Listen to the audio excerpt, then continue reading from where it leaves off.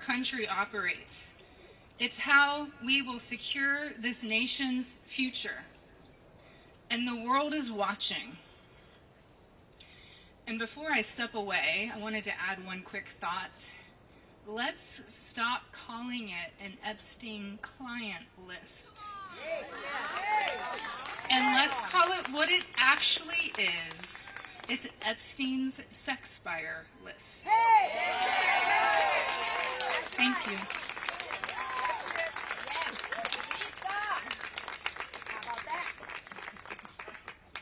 I'm so proud and honored to be here today. My name is Lisa Phillips, and I am the host of award-winning podcast, From Now On, where I interview survivors. In the year 2000, I was taken to Jeffrey Epstein's island while on a photo shoot in the Caribbean. Who I saw and what I experienced there would change me forever.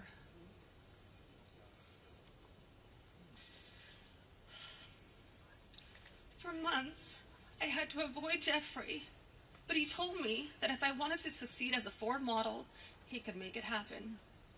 And he was right. He introduced me to Katie Ford and many others in the entertainment business. His grip on the modeling business was undeniable. Not just the Ford family, but Victoria's Secret, Faith Cates, Jean-Luc Brunel, Victoria's Secret. Epstein's reach went to the very top of fashion. He could make a model's career. What I didn't realize then was that once he lured someone like me in, he could also destroy my career if I did not do what he wanted me to do.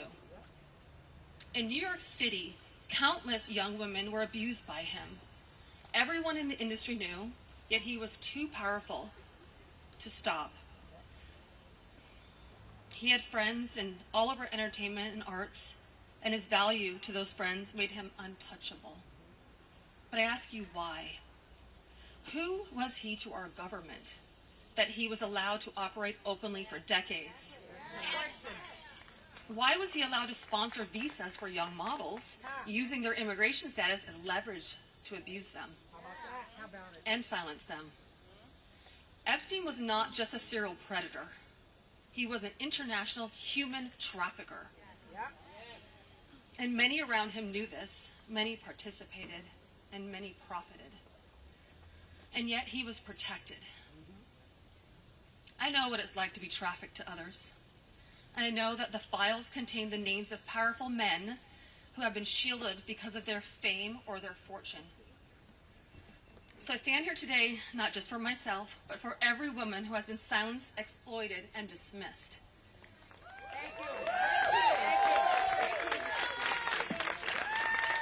Thank you.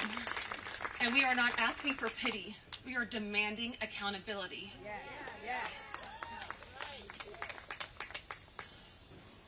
Congress must choose. Will you continue to protect predators, or will you finally protect survivors? Transparency is justice. Release the files, end the secrecy, and stand with us in declaring that no one, no billionaires, no politicians, not world leaders, is above the law.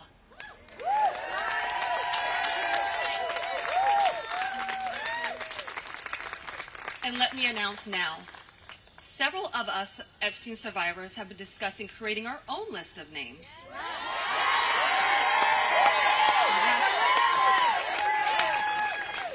We know the names. Many of us were abused by them. Now together as survivors, we will confidentially compile the names we all know were regularly in the Epstein world. And it will be done by survivors and for survivors. No one else is involved. Stay tuned for more details on that. Because history is watching, and so are the women who will come after us. Thank you.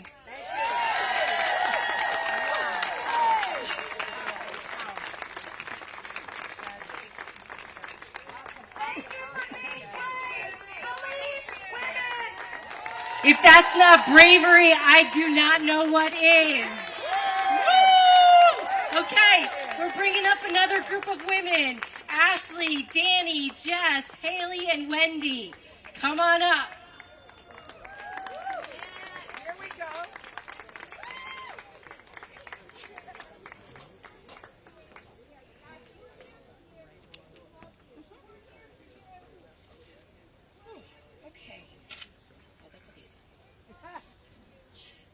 My name is Ashley Rubright, and I am a survivor of Jeffrey Epstein and Ghislaine Maxwell. Some things I want to say. To any survivors out there who feel like they don't matter, it doesn't matter if you went once or countless times. We were groomed, we were manipulated, and we were taken advantage of. Yep. For decades, survivors have been suffocated by speculation. We've been mocked, we've been doubted, we've been re-traumatized, while those responsible hide in secrecy. Why don't we deserve justice? This is not partisan. However, this is very political, as the only path to justice is through our political system. And this is about justice. This is about accountability. This is about protecting the innocence of our children and honoring the dignity of survivors. Everywhere we turn, the story follows us. It's in headlines, jokes, music, grocery store checkout lines, random conversations that you hear people having in restaurants. For more than 20 years, we've been unable to escape it. And every time new promises are made, our sparks of hope are lit, only to be extinguished again. We are tired. However, we are not going away. That's right. That's right. We will not stop or give up, and we will be on the front lines of this battle. We are no longer scared. And let's be clear, there were so many enabling adults. Those enablers actively turned a blind eye, and they are the greatest danger. Yep. Yes. And you know who you are, as do we. You allowed us to be abused for a fat check and a cushy life, which you still have. And to those in power, hear us clearly. Do your job. Release what needs to be released. Yep. Yes. And hold those responsible accountable. Survivors, sorry. Thank you. Survivors deserve peace. Survivors deserve truth. Survivors deserve justice. And to my fellow survivors, your voice matters, your story matters, and you matter. Together we are louder than the silence. Together we will not stop until justice is done.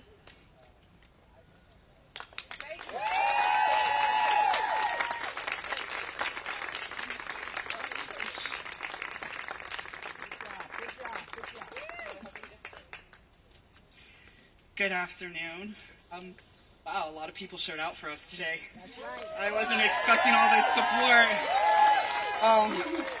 What an incredible feeling, and thank you for everybody for being here. I'm going to try to make this as quick so the other girls don't have to be crunching for time. My name is Haley Robson. I came out in 2019 on the documentary Filthy Rich. I have been very focused on bringing more awareness to all of the survivors. I am so proud to stand with them. I am so proud to be up here to support them because they deserve all the love and support. And I just want to say to the women who chose this moment to come out for the very first time about your abuse, I cannot think of a more important, greater purpose in life than to stand in solidarity when time is against us, when the politicians have made us an enemy, when the world is watching and everybody is hoping for some type of result. Thank you for choosing this moment for the first time to be so brave to come out and stand in solidarity. I prayed for a moment. I prayed for this moment where God would fill us with reinforcements. I want to acknowledge all the women, unfortunately, that couldn't be here today, because I think that is the only list of real great importance, and we should never forget the voices that were not only silenced, but that are not here today, and we should never forget the sacrifices that they made. So today I would like to take a moment for Virginia, Sky, Danielle, and Carolyn. Their voices were just as powerful, and they were silenced just as much. And for some reason, I can feel their spirit, especially Virginia's today. She would be so proud, and she would be so beside herself to see this one moment we have all came together to unite. And for our government, and for the politicians who have taken our trauma and have weaponized it against us, making it unbearable, making it unlivable, making it hard to move on in a life that we wish to live in happiness and joy and peace and injustice that can only come from within at this point. And we have gotten to this point. Shame on you. Shame on you for using our trauma to weaponize this moment. We are not going to be fooled by your trickery. We are not going to be fooled by the lies, by the conspiracy theories. We are the keys to this situation. We have the truth. And the FBI knows the truth. The government knows the truth. You may pull the wool over the sheep's eyes, but we are the keys. We know who was involved. We know the game. We know the players. And we are sitting here for 20 years waiting for you to get up and do something. Well, guess what? Your time is up, and now we're doing it.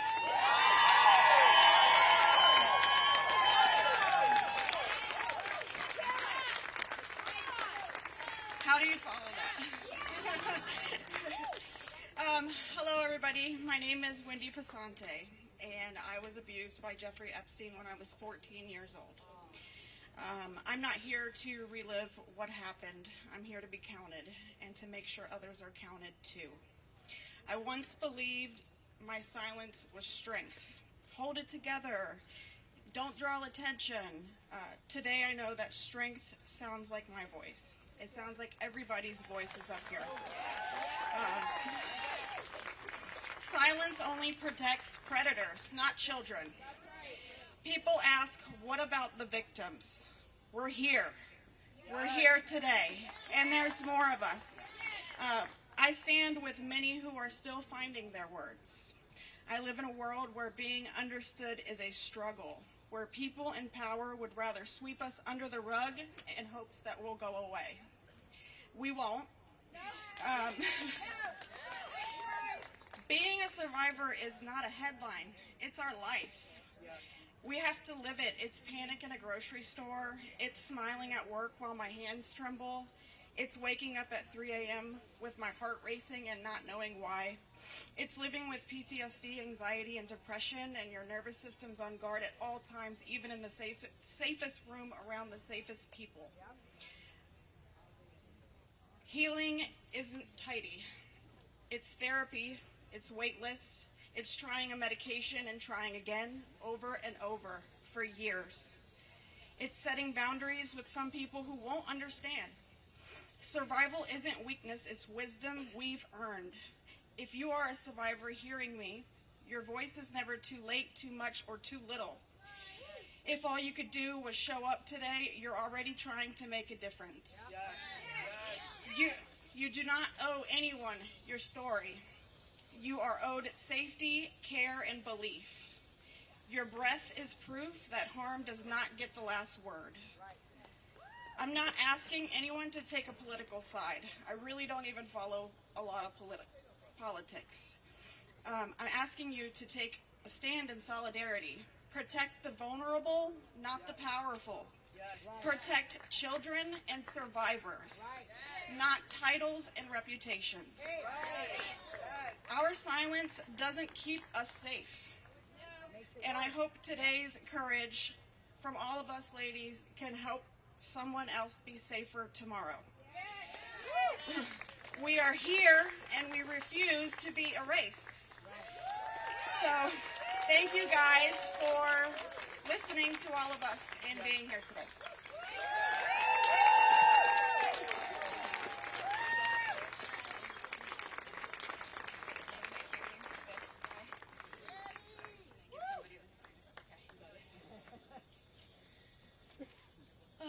Hello, everybody. Thank you for being here. As I stand here today and look around, I want to acknowledge what it feels like to be in the presence of these incredibly brave, powerful women that I stand up here with. I am so empowered by each and every one of your fortitude and I am following in the brave footsteps of those that came before me. While we each have our own stories and walk down different paths of life, we are bonded together as survivors. When I look into these beautiful faces, I am reminded that we all started our journeys with big hopes and dreams. Jeffrey Epstein and his co-conspirator, Ghislaine Maxwell, stole and systematically destroyed those dreams. We are a mosaic of shattered hopes and dreams at their hands. As an aspiring dancer, the manipulation came in forms of offering me dance studio space, discussing opportunities to meet with ballet masters, and aiding a very ill family member of mine, none of which would ever come to pass. Instead, I was left in a cycle of abuse that wore me down and broke me. When it happened, I would have to completely disassociate. Similar to a coma, my brain would need to protect itself, so I would retreat in choreographing in my own head to escape the cruel acts that were being carried out on my body. After, I would go to the studio bundled in giant, baggy clothing. I remember standing there, staring in the mirror as if it were an empty void. I was past the point of tears. There was nothing left. I was a hollow shell of myself. I could no longer watch my body move, let alone dance. He had taken something sacred from me. 2 decades later, I am still experiencing lingering effects of what happened to me as a teenager. I am just one story in the mosaic of women taking back their power by confronting the horrific truths of their pasts due to Jeffrey Epstein and Ghislaine Maxwell. We stand here today in the nation's capital for no other reason than to say that women's voices will not be marginalized. We stand together as a mosaic of stories, but we're also finding our way back to ourselves. We are reclaiming the fragmented shards of the hopes and dreams of our past to paint a better future for the next generation of women. This story has come to Washington to be told. We will be heard. Thank you.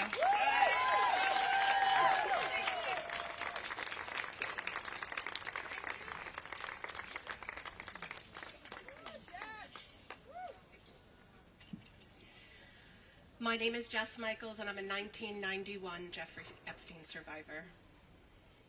27 years. For 27 years, I thought I was the only one that Jeffrey Epstein raped. I believed I was alone, and I was kept silent by the shame that was inside me and by the fear outside in the world. But I wasn't the only one. None of us were. And what once kept us silent now fuels that fire and the power of our voices. We are not the footnotes in some infamous predator's tabloid article. We are the experts and the subjects of this story. Yes. We are the proof that fear did not break us. Yes. And we don't just speak for ourselves, but for every survivor whose story is still unspoken. Yes. For those not with us today. For Virginia, whose courage lit the path and opened the door for us to walk through. This is what power looks like. Survivors united, voices joined, refusing to be dismissed. Know this, justice and accountability are not favors from the powerful. They are obligations decades overdue. This moment began with Epstein's crimes, but it's going to be remembered for survivors demanding justice, demanding truth, demanding accountability, and we will not stop until survivor voices shape justice, transform culture, and define the future. We are no longer whispers. We are one powerful voice too loud to ignore, and we will never be silenced again. Thank you.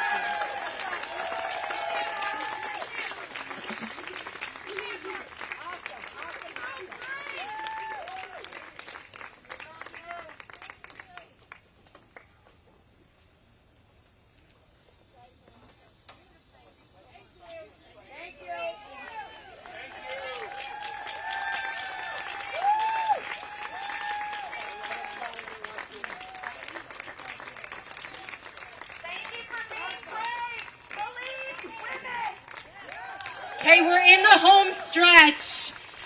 We are going to bring up Eric Paduli, who is a lawyer.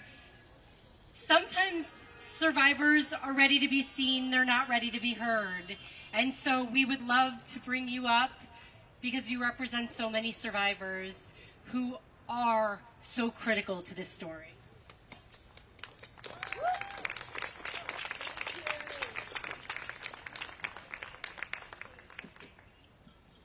Good morning, everyone. My name is Eric Fudali, and I've had the privilege of representing up to 11 survivors of Jeffrey Epstein, and one of them is standing next to me here today.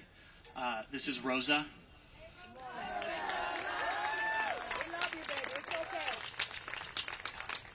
You may not realize this, but what I just did is the first time anyone has ever said Rosa's name publicly as being attached and being abused by Jeffrey Epstein.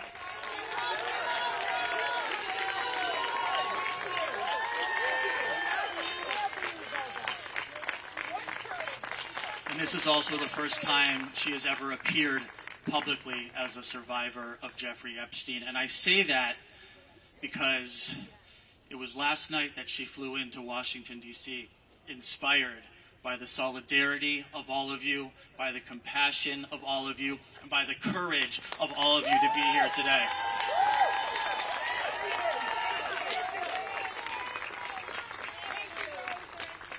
And I'm so proud of Rosa, and I'm so proud of all of you. But the truth is, Rosa shouldn't be here today. Rosa shouldn't have to be here today, and I'm going to tell you why. Because Rosa was trafficked from Uzbekistan under the guise of a modeling contract in 2009. That means that Rosa wouldn't be here today if Alex Acosta hadn't had Jeffrey Epstein in his grasp, had what every single law enforcement officer dreams of, to stop a predator in his tracks. And what did he do? He gave him a slap on the wrist and let him to continue to abuse.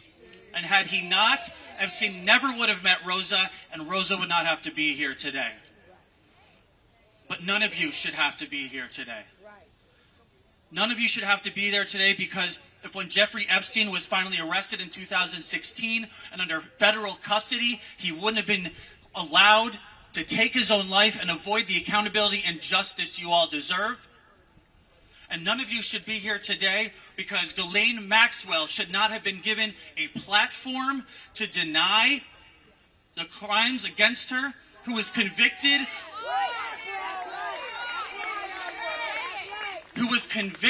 of trafficking and tricking 14-year-old girls. She should not have been given a platform, and she should not have been rewarded after that platform in a minimum security resort. And none of you should have to be here today because they should just release the files. No more slow rolling, no more meetings, no more strategy, no more interviews behind closed doors. Release the files and give you all and Rosa the accountability, the exposure, and most importantly, the closure you all deserve. Thank you.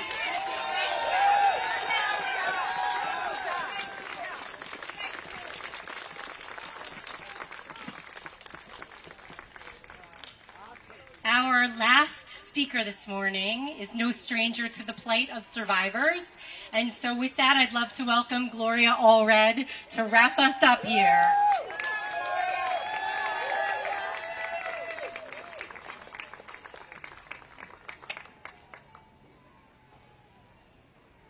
Give a big round of applause to all the survivors and all the victims and all the supporters today.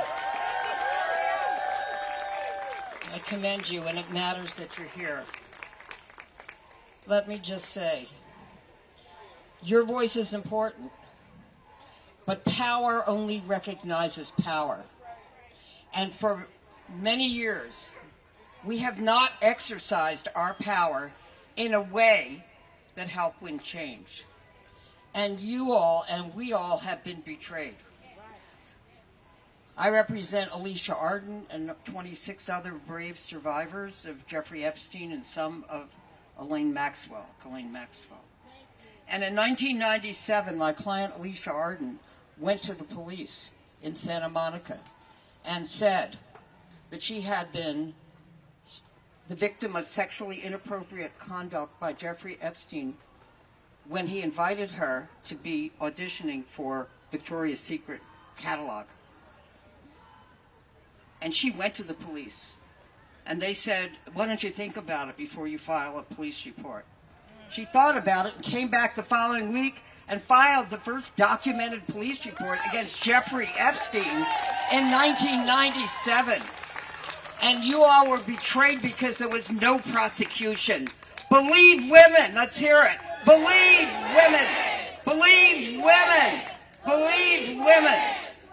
And then the victims and all of us were betrayed when, in Florida, Mr. Acosta made that deal, U.S. Attorney, is for the Southern District of Florida, made that deal that instead of 60 felony counts that could have been filed by the United States Attorney, 2 counts were filed by the state attorney, and Jeffrey Epstein, without having a trial, was able to go to his office every day as part of the sentence and just sleep in the jail at night for 13 months. Is that justice? No! You were betrayed. Betrayed. And then, of course, there was New York. New York, where Jeffrey Epstein was brought in, arrested. I saw him at the last hearing in federal court. And so many victims and so many survivors thought, at last there's justice. But instead of justice, there was a dead body, the Metropolitan Correctional Center, and questions are still being asked. Was it suicide? Was it homicide? But the victims never got to testify at trial and confront that sexual predator. Was that justice? No! We're overdue for justice. We're not going to be waiting for justice. We are fighting for justice. And let me tell you, no more talk of the word pedophiles, which only means a man who is attracted to children. We're not talking about pedophiles. We're talking about sexual predators and child molesters. Let's get the word in about what the crime was that they committed. Do you agree? Yes. And finally, let me just say, these predators took advantage of vulnerable children, of vulnerable adults. We know how vulnerable women can be. And they abuse their power, and they abuse their trust. And it's time to meet power with power. There are 3 stages of evolution. The first is victim, the second is survivor, and the third is fighter for change. Are you going to be fighters for change? Not just today, but every day. Not just in politics in Congress, but in lawsuits, in speaking to people, your co-workers, your children, your mothers. Help them, support them to stand up to win justice, because nobody has ever given women and children any rights. We've always had to fight to win them. We've had to fight to keep them. Will you fight that fight? Yes. And I leave you with this, one of my favorite sayings. Pray for the dead, and that's for Virginia Roberts and all those who didn't make it here today. Pray for the dead.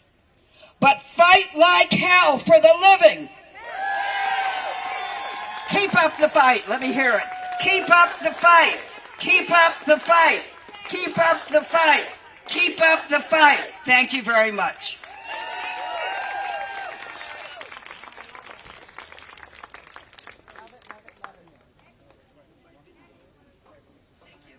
Thank you, everybody, for coming. One last unbelievable rallying cheer for all the survivors here. What do we want? When do we want it? Now! Okay, everybody, there's the press conference starting in a few minutes. Do you want to just go on over, and we'll meet you over there, whoever wants to. Otherwise, stay here. We have this space for a while longer. Thank you so much. Thank you. I recorded all of it.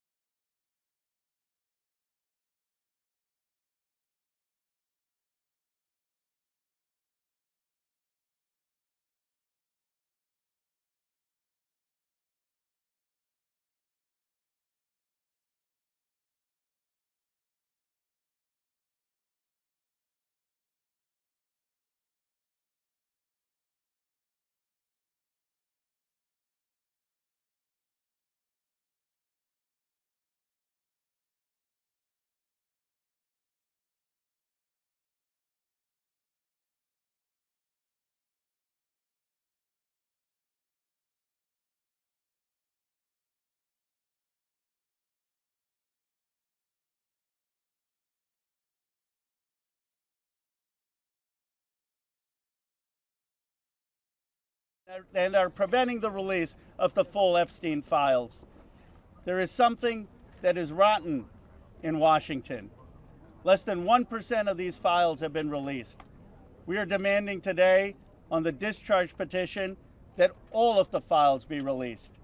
We know we have 212 Democrats and we have 4 Republicans, courageous Republicans like Thomas Massie, Nancy Mace, who was so emotional yesterday after talking to the survivors, Congresswoman Boebert, and Congresswoman Marjorie Taylor Greene. We need just 2 more signatures to force the release.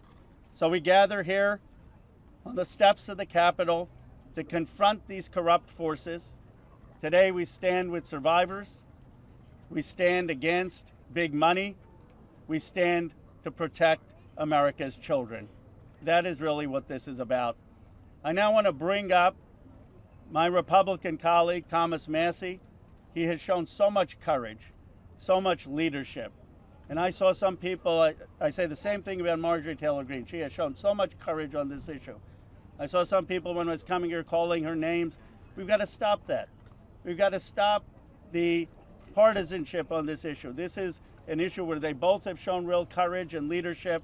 and I appreciate them joining us today. Congressman Massie.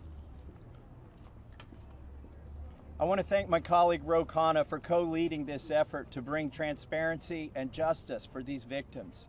I hope my colleagues are watching this press conference. I want them to think, what if this was your sister? What if this was your daughter?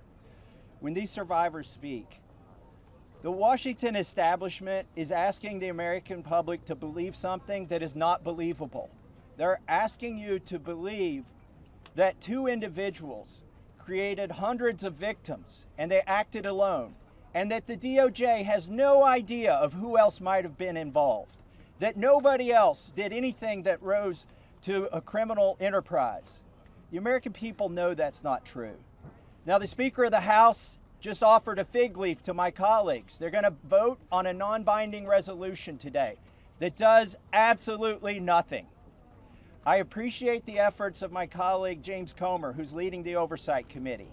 They may find some information, but they're allowing the DOJ to curate all of the information that the DOJ is giving them. If you've looked at the pages they've released so far, they're heavily redacted. Some pages are entirely redacted. And 97% of this is already in the public domain. So I'm calling on my colleagues, be one of the next two who sponsors this discharge petition. I think it's shameful that this has been called a hoax. Hopefully today we can clear that up. This is not a hoax. This is real. There are real survivors. There are real victims to this criminal enterprise. And the perpetrators are being protected because they're rich and powerful and political donors to the establishment here in Washington, D.C. So today we're standing with these survivors and we're giving them a voice, and I want to close by thanking them. They are brave. I hope they encourage other survivors to come forward and to tell their stories, not just of Jeffrey Epstein and Maxwell, but anywhere in the country. This is a message that we are sending. This is a litmus test. Can we drain the swamp? Are there people who are outside of the reach of the law? I don't think there should be. So hopefully today we'll get 2 more signatures on the discharge petition. That's all we need. And with that, I want to introduce the bravest woman in Congress, Marjorie Taylor Greene. I find it interesting that the 3 Republican co-sponsors are women. These are women standing up for women. And Marjorie was the first to do it. And I think she deserves all of our gratitude for breaking that barrier and leading the way for the other Republicans. Hopefully they can find their spines as well. And with that, I give you Marjorie Taylor Greene. Yes. Good morning. This is my 5th year in Congress, and this is the largest press conference that I've seen since I've been here. And this is because this is an issue that matters so much to Americans. This is an issue that doesn't have political boundaries. It's an issue that Republicans and Democrats should never fight about. As a matter of fact, it's such an important issue that it should bring us all together. It's grieved me to watch the arguments and debates take place among my colleagues and even the administration. I think this is something that was worth fighting for. You see, the women behind me are going to tell you stories that you've never heard before. These are unimaginable horrors that they've lived with for their entire lives since they were very, very young. But these are also similar stories that many children, teenagers, women, and even men are enduring nightmares right now as we speak. You see, these women have been fighting since the 1990s. I heard one woman tell us yesterday since 1996. And they have carried with them shame. But I want to tell you something. The shame does not fall on these brave, courageous women. The shame falls on every single person that coldly turned a blind eye to their abuse.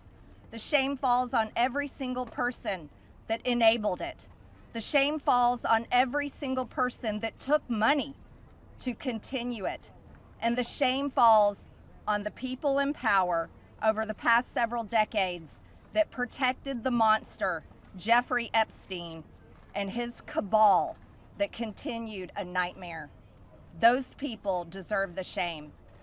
And today we are coming forward and we are going to fight like hell for these women, because we have to fight like hell for those that are enduring sexual abuse and are living in a prison of shame.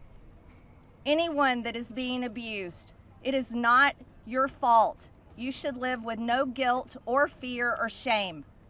All of the fault Israel and other countries. The truth needs to come out, and the government holds the truth. The cases that are sealed hold the truth. Jeffrey Epstein's estate holds the truth. The FBI, the DOJ, and the CIA holds the truth.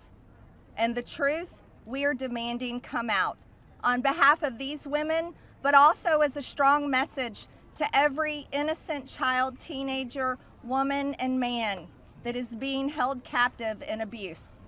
This should never happen in America, and it should never be a political issue that divides us.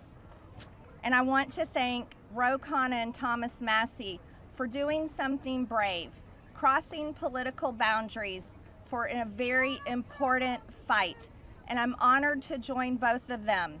And I'm honored that Nancy Mace and Lauren Boebert signed the discharge petition along with myself. And I asked my Republican colleagues not to choose just one path for justice and transparency and accountability, but I asked my Republican colleagues to choose every path for justice and accountability and transparency. And with that, I'd like to bring back Congressman Khanna to start this important press conference. Thank you very much. Thank you, Congresswoman Green, for your courage and for being here, and thank you again to Congressman Massie for co-leading it. I now would like to introduce two people who have been fighting this for decades. They haven't had their voice heard. The victims haven't been heard. They haven't just been on this in the last few months. They've been doing this in the wilderness for years, and they are really models of courage. Bradley Edwards and Brittany Henderson, who are the attorneys for the victims. Thank you for being here.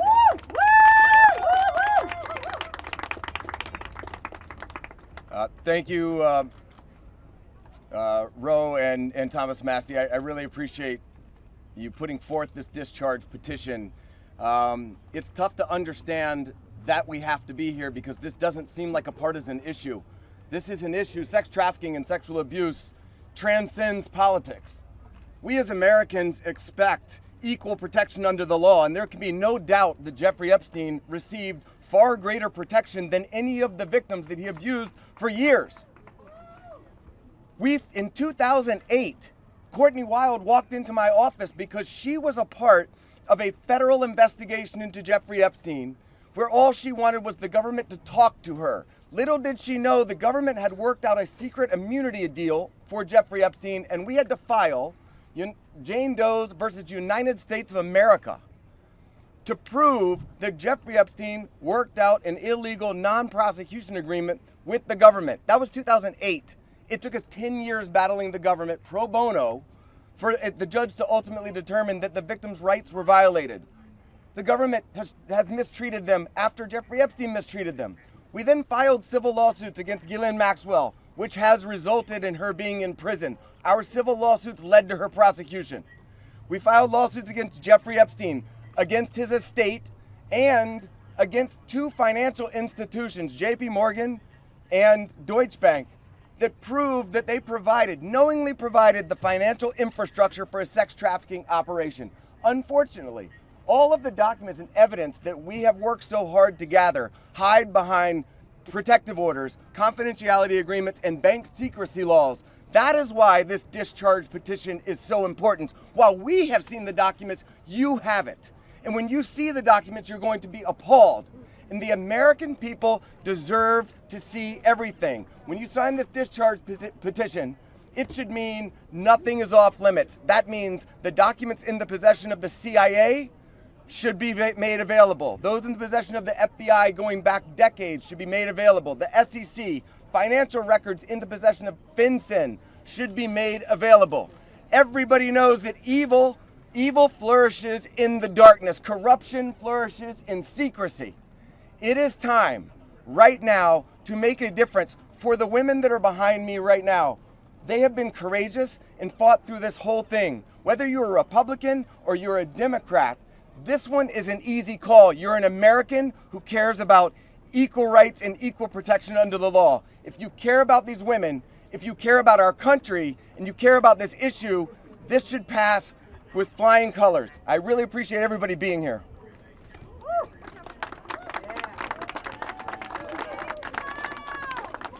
Hi, good morning. My name is Brittany Henderson, and I think in addition to thanking the wonderful congressmen and women who are here today, we need to thank the women, and not just the women who are going to speak, but the other women who are standing behind them, along with other lawyers, Sigrid McCauley, and people who have been fighting for a very, very long time for the world to give this kind of attention to an issue that it should have had forever. This administration has the opportunity to do what the past administrations did not do. This administration can either stand with the victims and stand for the victims, or it can continue to hurt the victims like has happened in the past. We aren't here just to ask for transparency, though. We're here too to ask for protection.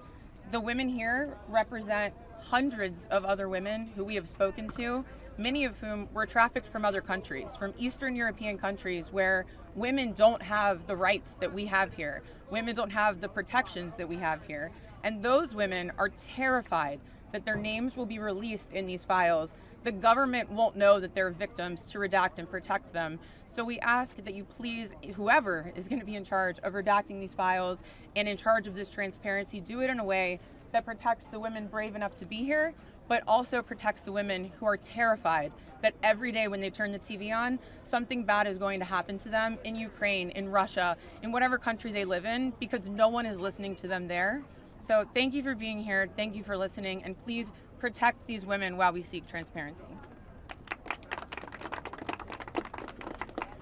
Good morning. My name is Anushka DeGiorgio, and I stand before you today as a survivor of both Jeffrey Epstein and Ghislaine Maxwell. I want to thank Congressman Massie and Khanna for their role in putting together this very, very important bill. Every day of this journey toward healing has come at a profound cost to my mental health. But I am here. I chose to come because this bill really matters. I speak today not only in service of my own recovery from trauma inflicted by Maxwell and Epstein, but to honor the lives, the courage and sacrifices of Virginia Giuffre, Caroline Andriano, and others who could not continue. Their voices mattered. Their stories must not be forgotten. Accountability is what makes a society civilized. Equal opportunity and equal consequence for all. Consequences are not about punishment alone. They exist to deter future harm, to protect vulnerable, and to set a standard of justice. If Ghislaine Maxwell were pardoned, it would undermine all the sacrifices I made to testify and make mockery of mine and all survivors' suffering. That is why the Epstein Files Transparency Act is so essential.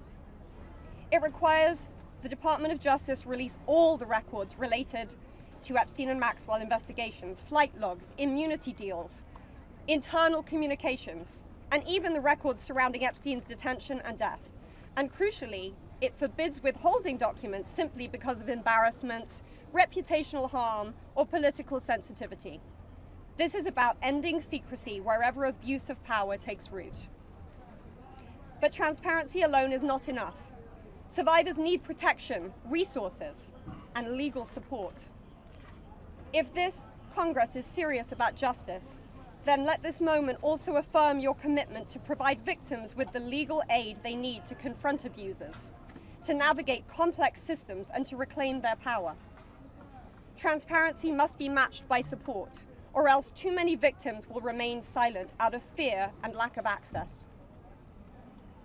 The statistics demand action. Nearly 1 in 5 women in America will experience rape or attempted rape in her lifetime. Every 74 seconds, someone is sexually assaulted. Every 9 minutes, that person is a child. These are not numbers, they are people. They are your daughters, your sons, your constituents, your friends.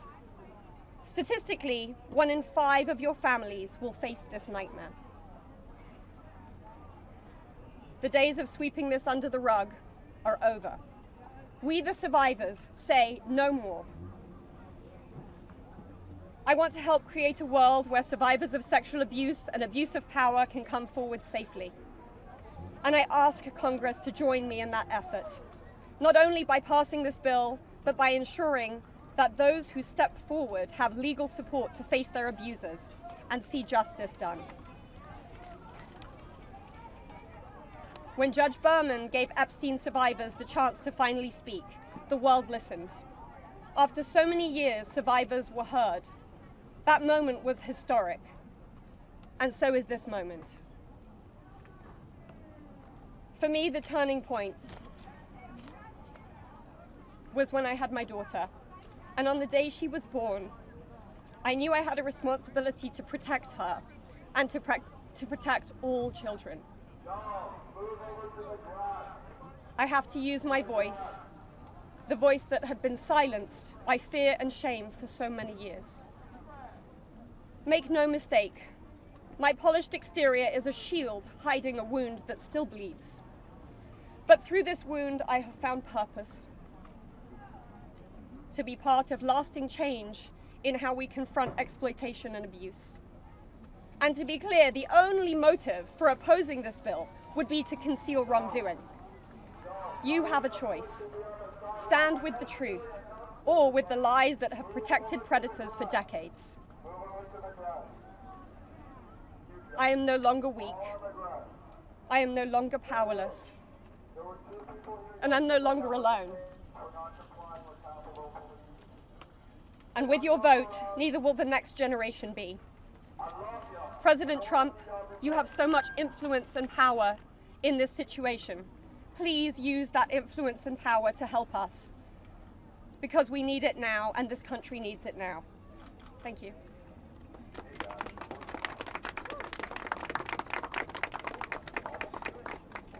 Hello. My name is Annie Farmer, and I was 16 years old when I was flown to New Mexico to spend a weekend with Epstein and Maxwell.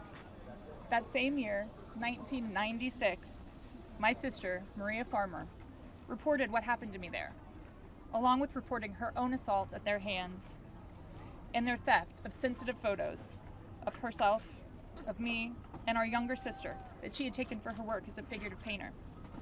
I am now 46 years old. 30 years later, we still do not know why that report wasn't properly investigated, or why Epstein and his associates were allowed to harm hundreds, if not thousands, of other girls and young women. We have never been told whether those images were found when they discovered a large amount of child sexual abuse material on his property. As a psychologist, I understand that when the system's meant to protect us, recreate the abuse cycle, the betrayal that occurs can be just as damaging as the original trauma.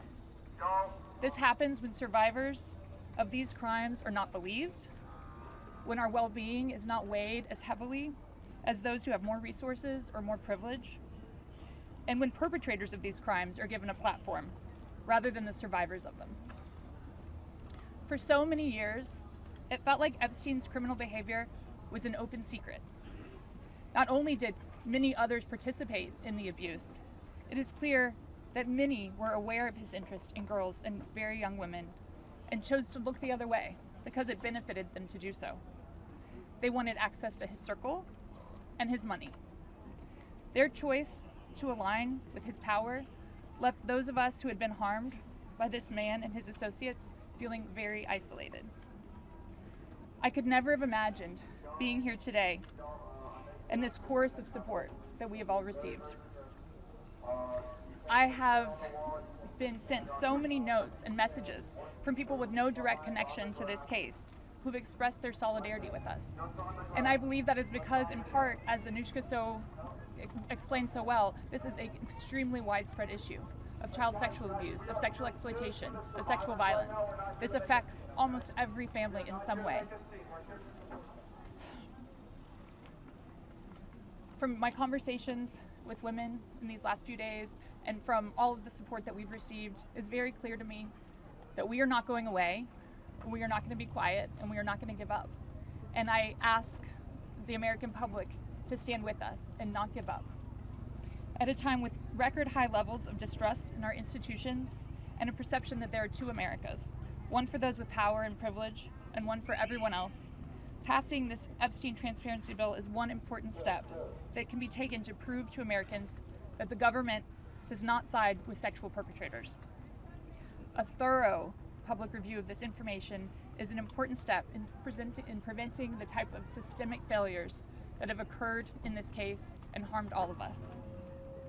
An important step towards healing for those involved. Thank you.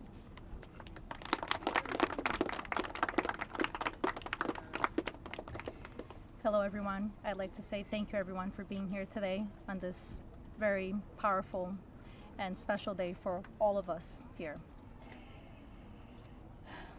My name is Marina Lacerda.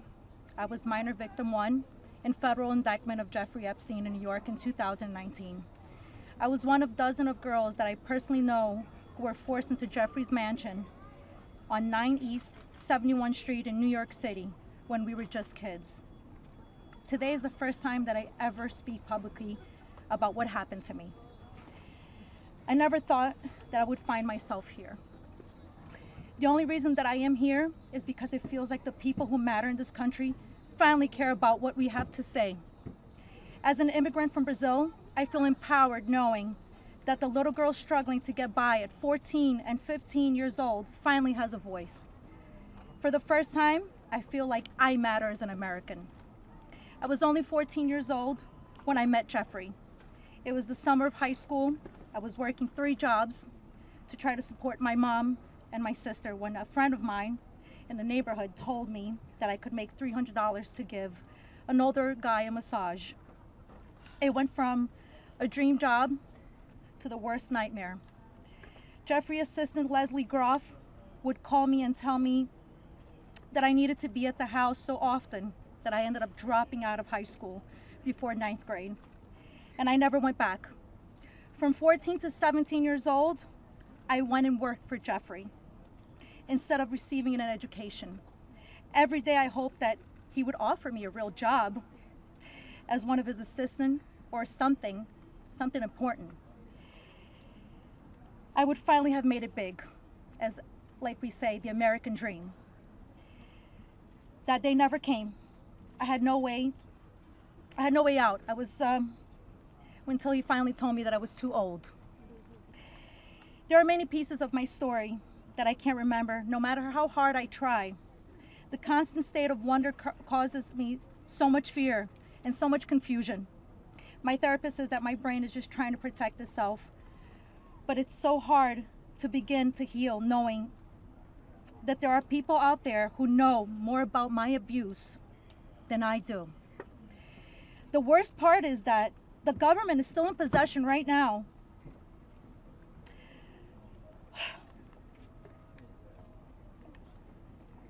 of the documents and information about that could help me remember and get over all of this maybe and help me heal. They have documents with my name on them that were confiscated from Jeffrey Epstein's house and could help me put the pieces of my own life back together. But I don't have any of it. And I know the same is true for many of these women.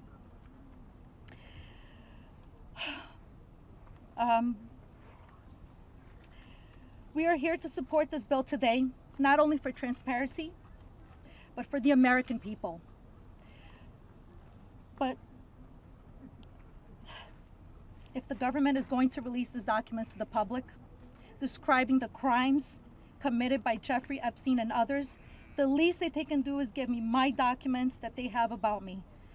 The other survivors deserve the same respect from our government. While our identifying information must be redacted to the public, it is equally important to provide the victims themselves with unredacted information. I will never forget when the FBI agent showed up in my door in 2008. Jeffrey Epstein hired a lawyer to represent me, or more like to represent him, I like to say. I couldn't ask any questions, and I had no idea what was going on. I was terrified. Until today, I think most of us are still terrified. I thought somebody was going to kill me.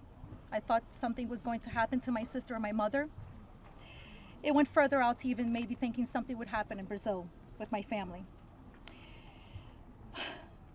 And then one day, the lawyer said that everything was just gonna go away. Like nothing happened. I didn't need to testify. When I asked him why, he gave no explanation. That was it. So why? Why was I never called to testify then? We could have saved so many women. We could have saved so many lives from being abused. Why did he get away with it in 2008? Why was he able to go on in the abuse with hundreds of girls after the Florida investigation?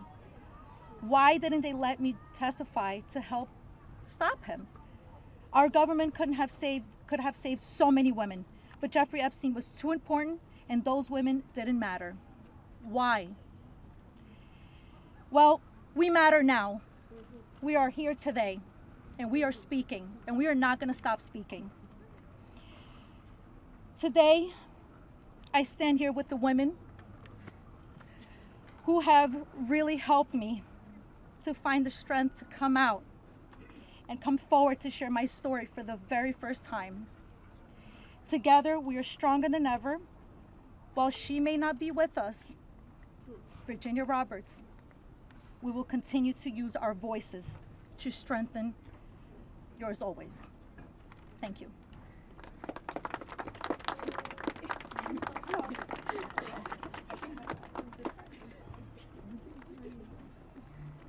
Hi, my name's Courtney Wild.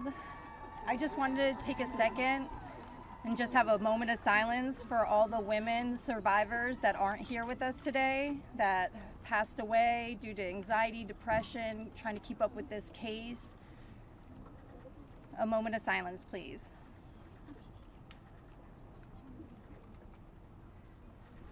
Thank you. My name is Courtney Wild. I was only 14 years old when I was introduced to Jeffrey Epstein by a 13-year-old friend of mine. The details of the abuse that he inflicted on me for years is not important today. In 2028, I was cooperating with the federal government in the investigation of Jeffrey Epstein. They sent me a letter telling me to be patient because this was going to be a lengthy investigation, but at the same time, they refused to talk to me and tell me what was going on. So I hired an attorney, Brad Edwards, because I was hopeful to get some answers. When I walked into his office at 19 years old, Brad sued the government for refusing to tell me what was going on under the Crime Victims' Rights Act. The only reason anyone ever found out that the government had already given Jeffrey Epstein immunity through the non-prosecution agreement was because our lawsuit forced the government to tell us. Otherwise, nobody would even know that today. Sometimes it's hard to believe that I had to sue the United States just to learn that my abuser was given immunity. I started as Jane Doe, but I decided I was proud enough to take on our country, and I was on the right side of history. We fought the government for 10 years to prove that the government violated our rights as crime victims and the crime victims' rights in order to protect a pedophile. We had to win the 11th Circuit Court Appeals to force the government to turn over thousands of pages of emails between Jeffrey Epstein and the government. Those emails provided the proof that the government worked very hard with Jeffrey Epstein to violate our rights. Why? Why did the government work so hard to protect Jeffrey and not so hard to protect me and my other innocent friends? Why was Jeffrey so important to the government, and why was I so insignificant? Why did nobody but our lawyers care before now? It seems people have only started to care because of Twitter and politics. But I would like to say this has nothing to do with politics. This is not a blue thing or a red thing. This is an everyone thing. We can all agree on this. the injustice that has happened here. Multiple, over and over. Everybody that talks about this just seems to make it worse. We need transparency. It's time for us to see beyond the curtain. Why was Jeffrey Epstein so protected? Who is still being protected? And who protected them all, so the world can understand how Jeffrey was able to abuse so many of us for so long. I was lucky to have Brad Edwards, Brittany Henderson, and Paul Cassell take on my case pro bono and fight fearlessly over 20 years' time. I would like to thank them, and I'd also like to ask the Trump administration to please sign off on the Crime Victims' Rights Reformed Act, the Courtney Wild Crime Victims' Rights Reformed Act that's we're trying to get passed here, so we can close the loopholes in the CVRA case that Epstein's attorney used to their benefit to get away with this. Thank you so much.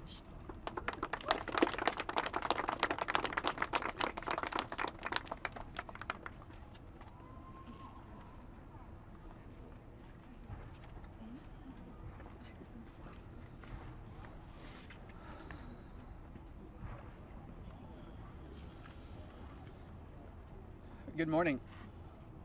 First and foremost, we want to extend our deepest gratitude to Brad and Brittany Edwards, Congressman Massie and Khanna, and above all, the brave survivors who have entrusted us with the privilege of speaking today on behalf of Virginia. Robert Jeffrey, as her family. We are here today because we support H.Res.581, the Epstein Files Transparency Act, in its entirety. But as much as this bill is about shining a light on truth, it's not just about the bill. This is about justice. This is about survivors. This is about justice against the rich and powerful who have stolen something from these women and many children at the time, their freedom. The freedom to live their life without mental and physical scars that have been inflicted upon them by those who thought they were untouchable. The same freedom that these monsters took from these survivors, they should never be afforded. They should never be allowed to continue their lives with impunity. Let's be clear, this is not a political issue. This is not about left or right. This is about humanity. This is about doing what's right. And this is about ensuring that the future we leave behind isn't one where the powerful can hide behind their wealth, their influence, and their money to evade justice.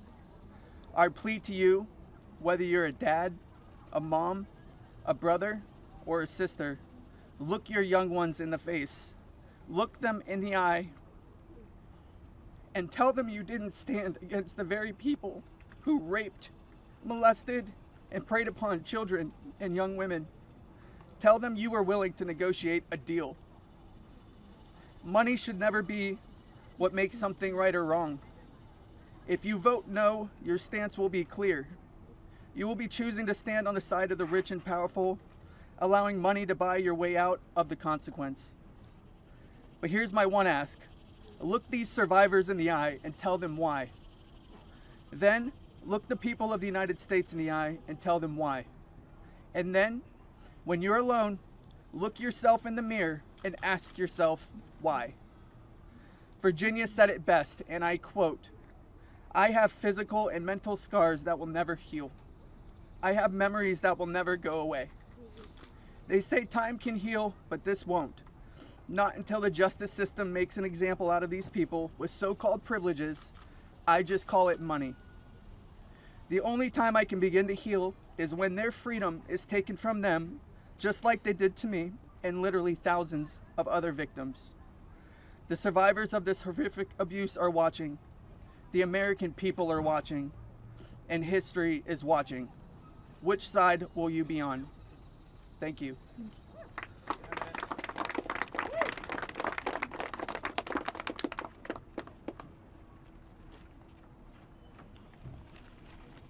Hello, my name is Jenna-Lisa Jones, and I was only 14 years old when my friend brought me over to Jeffrey Epstein's house in Palm Beach in 2003. I had a terrible home life, but I was such an innocent kid then, I always did my best in school, and I had such a positive outlook on life. Until that day that I met Jeffrey, I have never been more scared in my life than I was that first time that he hurt me. I remember crying the entire way home, thinking about how I couldn't ever tell anyone about what actually happened in that house. This guy was so rich and had so many pictures with so many famous people, and no one would have ever believed me if I told them. I want to thank Congressman Rowe and Congressman Thomas Massie for having me here today. It was really hard for me to find my voice and to become strong enough to speak about my abuse. I didn't come forward until 2019, and even then it was like I was afraid of a ghost. I know that I was just a little kid, but sometimes I still feel like it is my fault that this happened. Being given the opportunity to speak at the United States Capitol building about something that is so important, not just to me and the women before you, but to the entire country. Together, we can finally make a change. And that is thanks to the people like these two congressmen and their teams who actually care about the victims. If you are a member of Congress and you are listening to all of us speak here today, please really listen to us. Please vote for this bill to be passed. Please recognize how important it is for transparency relating to Jeffrey Epstein. Whether you are a Democrat or a Republican, this does not matter. This is not about sides. You are an American, and you are a person who has chosen to serve in an elected position to stand up for those you represent who cannot always stand up for themselves. We are those people. We are the Americans that you promised. 20-year-old male if I wanted to give an old rich guy a massage. A 20-year-old male if I wanted to give an old rich guy a massage. But what high school girl would not want to do that? That day changed my life forever.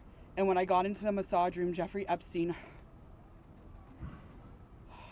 undressed and asked me to do things to him. My eyes welled up with tears, and I have never been more scared in my life. When it was over, he paid me $200 and requested in exchange that I bring a girl each time to make another $200. I told him I did not want to do that, and then he gave me an ultimatum. Either you come here and massage me when I call you, or you bring me friends of yours to massage, and I will give you $200 per girl for each time she comes. I felt and hoped to never hear from him again, but he called me every day. He was so wealthy and powerful, and he would not let me go. I felt I had no choice. If I disobeyed him, I knew something bad would happen. So knowing I did not want to be sexually abused, I started to bring him other girls from my high school, and he paid me $200 for bringing them. I just hoped each time it would be the last time. One day, the stepmom of one of the girls brought him and called the police on Jeffrey Epstein. The police then called me in for questioning. I had told them the truth despite the fact that I was a teenager and a minor, and I was able to tell the police the names of all the other victims. The police treated me like a criminal. I had, by this time, had turned 18. I had been with Jeffrey since I was 16 and for 2 years. So they had told me so they told me I was going to be arrested. My name was then distributed to the press as a co-conspirator of my abuser, who I detested. My entire world was crashing in around me, and I started being threatened and bullied, till this day still receiving death threats. I was singled out and for many years had to suffer a smear campaign of lies about me because of the way that I was portrayed by the press. The press made me out to be a predator when I was just a 16-year-old little girl who was sexually abused by a powerful man and an evil man. For years, I had no friends. My boyfriend was murdered, and there was nowhere to turn. The government, after investigating more, learned that I was true a victim, but the damage was done and it was too late. There was no way to undo the harm the press had caused me. In 2019, I met Brad Edwards and Brittany Henderson. They changed my life, and they believed in me and have helped me to finally heal. Healing is a process, and I may never get there. but the passage of this bill requiring the government to produce all the evidence that it has gathered on Jeffrey Epstein and Ghislaine Maxwell is a huge component of healing for me and for the many other women who have suffered for so long. For many reasons. First, we and the rest of the world need answers. Why was he so protected? And why didn't anyone ever care to stop him? It doesn't take a brain surgeon to know that if he is spending thousands of dollars a day paying high school girls he abuses and had a lot of access to cash. I learned through my attorneys in the JP Morgan class action case that there were years when his staff withdrew over $1 million in cash a year. Was that not a big enough red flag? There were wire transfers to other victims, and the government did not protect us. The banks did not protect us. So lift the curtain on these files and be transparent. Every single time a new conspiracy gets circulated in the media, whether he is still alive, what powerful person had him murdered, who was on the Epstein client list, and there are names going around on TikTok and Instagram, we, the survivors, are suffering severely. We take our kids to school and everyone is talking about it. We can't read the news or do anything without hearing crazy stories that are only able to live on because the government continues to hide the evidence and the truth. So people just make up stories. Those stories hurt. They hurt real people who have already been hurt. And we have lost so many Epstein victims to suicide, and maintaining the real truth and secrecy only allows for conspiracy theorists to tell lies that drives up our anxiety and fears and will continue to lead to more pain, more suffering, and honestly, more deaths of innocent victims. It's time you do what is right by us. Unseal all the documents. We are requesting transparency, and I am requesting every congressman and woman that goes against this bill be outed. I want to know. Thank you.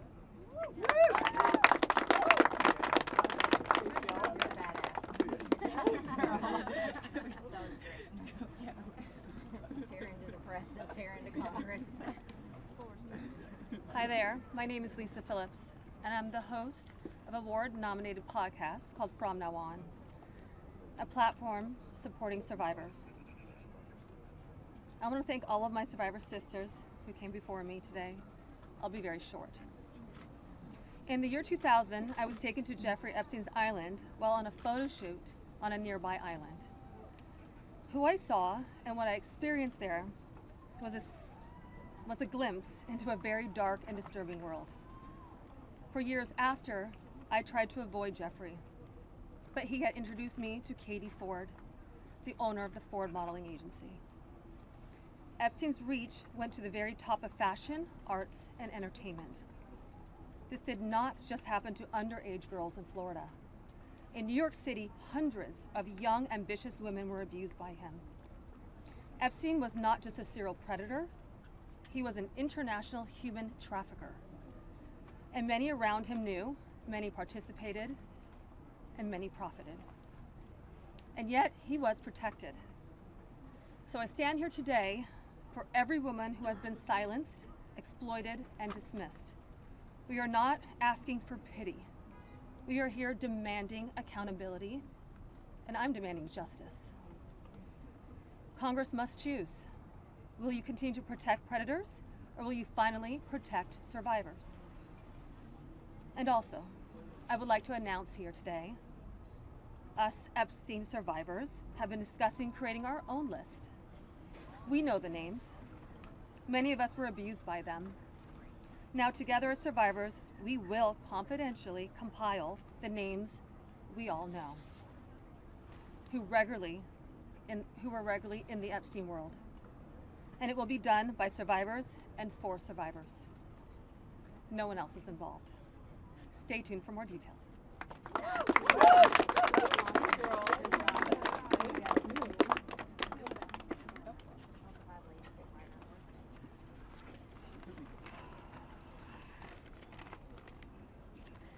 Hello, my name is Shantae Davies, and I'm here before you today as a survivor of decades of pain, trauma, and betrayal at the hands of Ghislaine Maxwell and Jeffrey Epstein, and the people who enabled them, and a government that for far too long refused to help. In 2002, I was living in California, a young woman with high aspirations of becoming an actress. I was already beginning to make a name for myself in the industry. A person I trusted, someone I thought was a friend, invited me to meet a powerful woman who could help advance my career. That woman happened to be Ghislaine Maxwell. I was asked to give her a massage, though I had almost no experience, and when I did, she praised me and promised introductions to someone enormously powerful, someone who could change the course of my life, and that man was Jeffrey Epstein. At first, I was an excited young woman on top of the world. Epstein flew me to his private island. He listened to my dreams, promised to help, but his promises came with a catch. The abuse began. He told me to keep it secret. He manipulated me with quid pro quo I did not consent to, but I felt I had no one to turn to. He was too powerful. I was just one of the many young women trapped in his orbit. I was even taken on a trip to Africa with former President Bill Clinton and other notable figures. In those moments, I realized how powerless I was. If I spoke out, who would believe me? Who would protect me? Epstein himself was the most powerful leader of our country.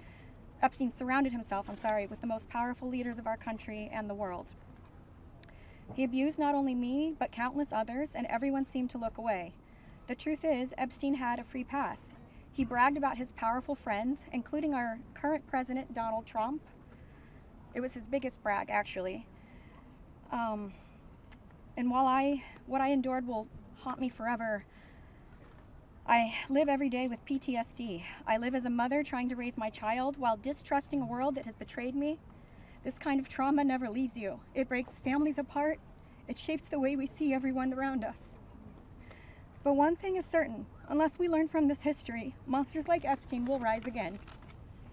There are files, government files, that hold the truth about Epstein, who he knew, who owed him, who protected him, and why he was allowed to operate for so long without consequence. Why was Maxwell the only one held accountable when so many others played a role? Why does the government hide this information from the public? This secrecy is not protection, it's complicity. And as long as the truth is buried, justice will remain out of reach. That is why this bill matters. Passing it will, bless you, ensure that the suffering of survivors is not in vain. Passing it will bring accountability, transparency, and prevention. It will help protect the next generation of predators who seek to place themselves above the law through wealth, influence, and connections. This is not just my story. It is about every survivor who carries invisible scars. It's about the weight we live with daily. It is about the families broken and the futures stolen. So I ask you, President Trump and members of Congress, why do we continue to cover up sexual abuse and assault? Who are we covering for? Let the public know the truth. We cannot heal without justice. We cannot protect the future if we refuse to confront the past. Thank you.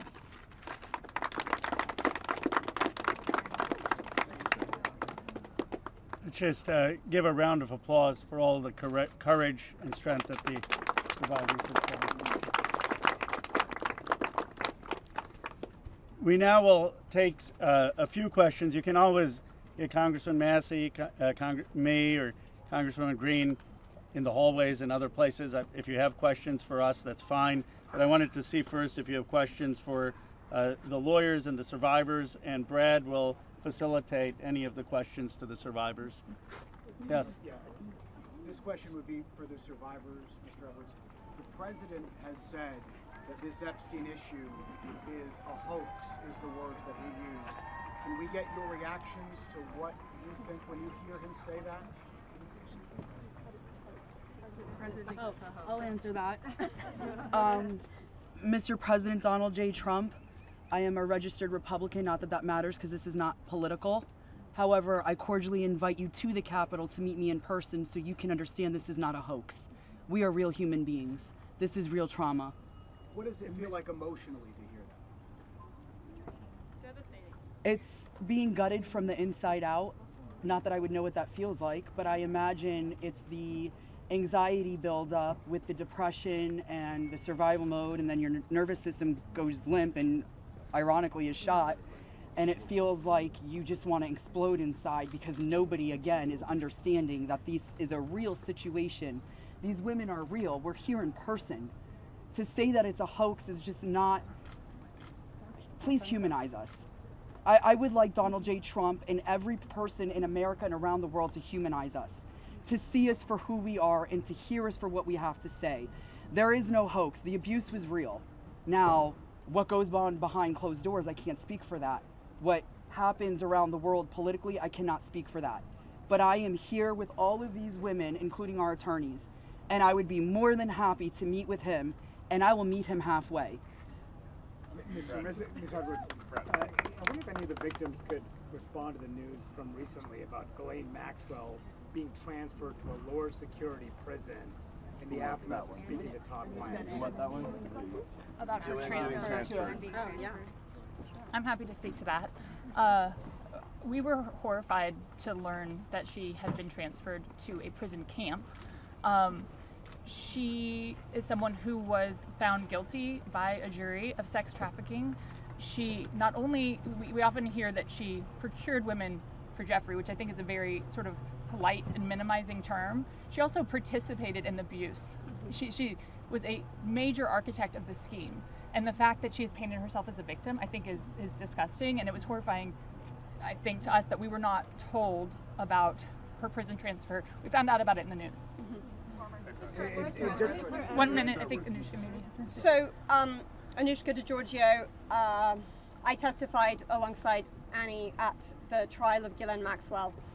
I was horrified when I found out not only had Ghislaine Maxwell been transferred to what's called a low security. It's really is like a holiday camp. And then afterwards, I got a notification from the Department of Justice telling me that this was going to happen when it had already happened. This woman abused children.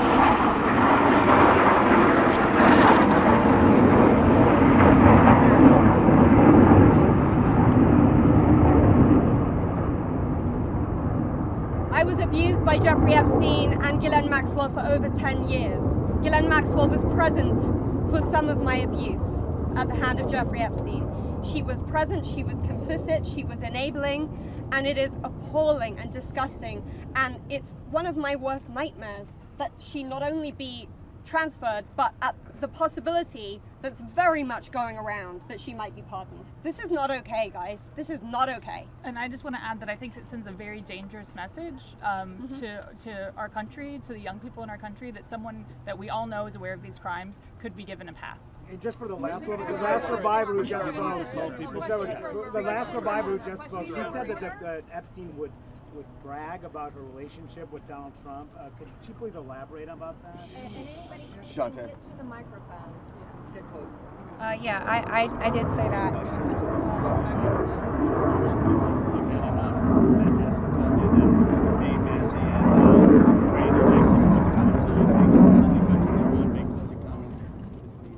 My first trip to the Palm Beach residence, I drove there from the airport with Ghislaine Maxwell, and Jeffrey and Ghislaine were always very boastful about their friends, their famous or powerful friends, and his biggest brag forever was that he was very good friends with Donald Trump. He had an 8x10 framed picture of him on his desk with the two of them.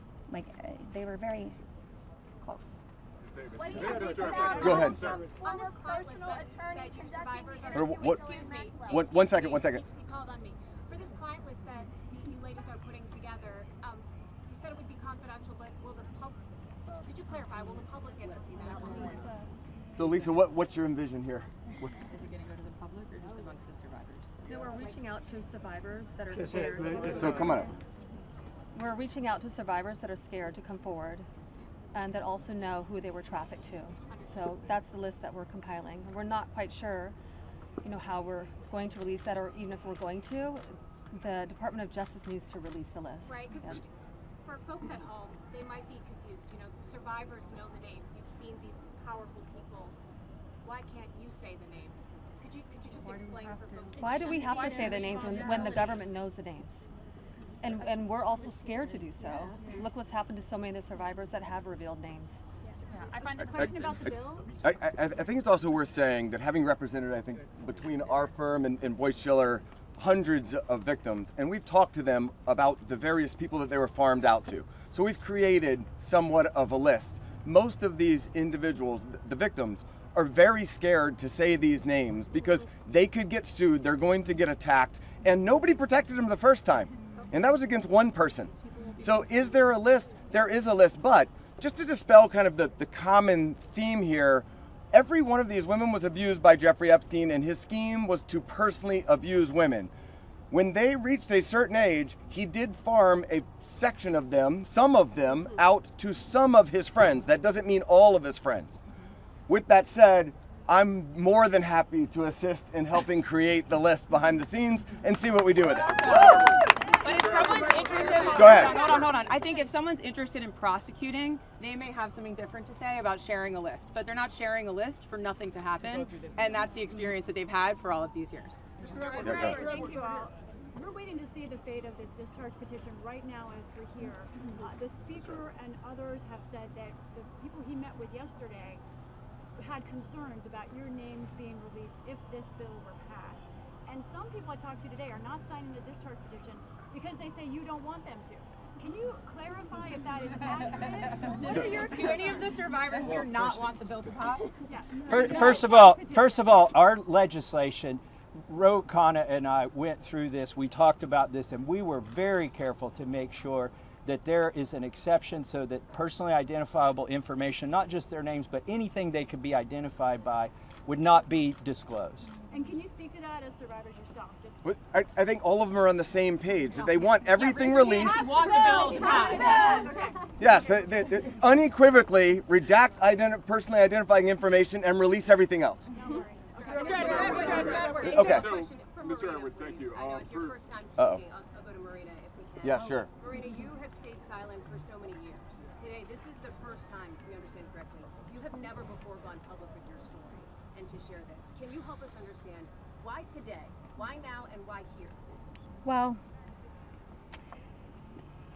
it is not okay for us to be silenced, and it's not okay for Jeffrey Epstein and everybody else to be put on a pedestal. I think everybody needs to hear from us because we know what went on, right? And there is not only me who's been silenced, there are hundreds of women that are silenced. My hope is to stop this abuse for the future, right? For people that are coming up, for women. My daughter, for example, these women have daughters. They most definitely don't want that anymore. And I think mainly this is therapy for all of us too. You know, we want to be heard. Nobody also has never asked me to speak. That's also another thing. So I can say for all of us here, we are here. We want this bill to pass. It is very important. Okay, and we need transparency. We are tired of looking at the news and seeing Jeffrey Epstein's name and saying that this is a hoax. We are tired of it. We are done. We're not going to be silenced, and I hope that my voice will bring other survivors and other victims to come along and speak up so that we can be more of a stronger voice and louder. And so what is your message to President Trump on this, Marina? Listen, I don't want to send a direct message to him. I'm already scared enough. Yeah, just pass the vote, listen to us. This is not a hoax. Like, it's not going to go away. And like I said on my speech earlier, we're not going to be silenced anymore. We will be speaking moving forward. Wherever we need to be, we will be, and we need to pass this. Go ahead. Thank you, sir. Jordan Conrad from Gateway Pundit. You know, for years we've heard that there was an Epstein client list or some kind of list. And now we hear from the DOJ that there's no list. Question for all the victims. What do you guys think? I know you're working on your own list, but do you believe that Jeffrey Epstein had a list? Yeah, so there's not a list. Yeah. So here's what it was. Just like you heard everybody today, Jeffrey Epstein created through an organization that of enablers, of people that were on his payroll. It was a complicated scheme where others should still be investigated because they helped to enable him and operate this scheme. Without those people, he could not have done this. But the purpose was for him to personally abuse people. With that being said, certain of his friends, he farmed out certain of the women that he was exploiting too. But that wasn't the primary purpose of that scheme. And I don't think he wrote the names of those people down. There's not a list of, hey, here's all of the people that I sent females to. That's just not how that organization works. Mr. Edwards, Agreed? Is there any evidence that Jeffrey Epstein was involved with or tied to the CIA or a foreign intelligence operation? I think that the safest thing for me to say is all files should come out, whether it is for this with the CIA, FinCEN, SEC, FBI. I'm not just making these up haphazardly. I'm giving you a roadmap where to look. So, Go ahead.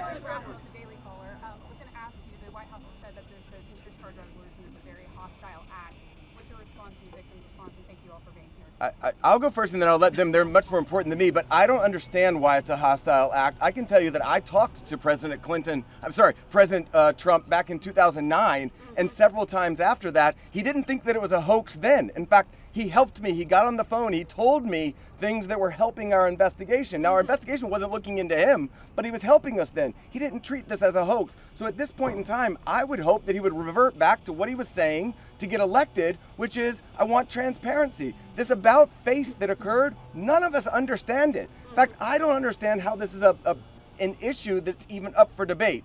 How do you not stand behind these women after you've heard their stories and know that hundreds of them were abused, and it was only because files are being kept in secrecy? The world should know who he is, who protected him, and the other people that are out there to be investigated need to be investigated. Sir, question for Ms. Davis. Are there any people who are currently serving in government who are named, who you know of, are in these files, who you had relations with, anything of that sort, who Jeffrey Epstein connected you with? Are you willing to say yes or no? I don't think I can answer that. Mr. Edwards, right here, please. Mr. Edwards. Mr. Edwards, sorry. Mr. Edwards, you represent Virginia Roberts Dufresne, correct? Because they're saying they're being scared to talk. I think she's referring to my speech. She's very good.